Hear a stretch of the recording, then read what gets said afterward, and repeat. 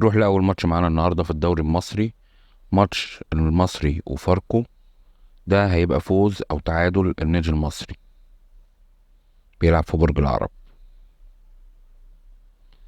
تاني ماتش معانا النهاردة ماتش جماهيري، الإسماعيلي ضد الاتحاد، هنلعبه في إسماعيلية. بنتوقع أهداف متتالية وباستثناء فريق واحد، 3 أهداف أو لا أكتر. تالت ماتش نروح للدوري الأسباني، أوساسونا بيلاعب أتلتيكو مدريد، هنختار فوز أتلتيكو مدريد.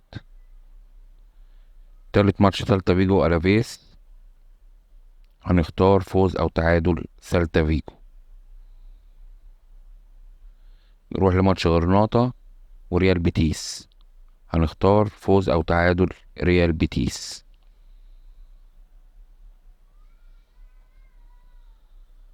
هنروح بعد كده لمونزا وبولونيا.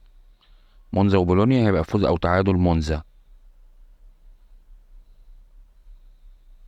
بعد كده فرودينيزي ضد فيرونتينا، هنقول فوز أو تعادل فيرونتينا.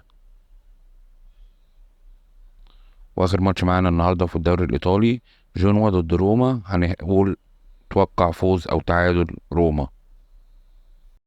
بالنسبة للناس الجديدة اللي هتسجل، وانت بتسجل بيطلب منك حاجة اسمها برومو كود. البرومو كود ده فايدته ايه؟ هقولك. بيجيلك ضعف اول شحنة مجانا، بيجيلك مكافأة في عيد ميلادك، بيجيلك مكافأة مع كل ايداع كل يوم جمعة، اسمها الجمعة السعيدة. البرومو كود بتاعنا على كل المنصات بونص 67 زي ما مكتوب على الشاشة.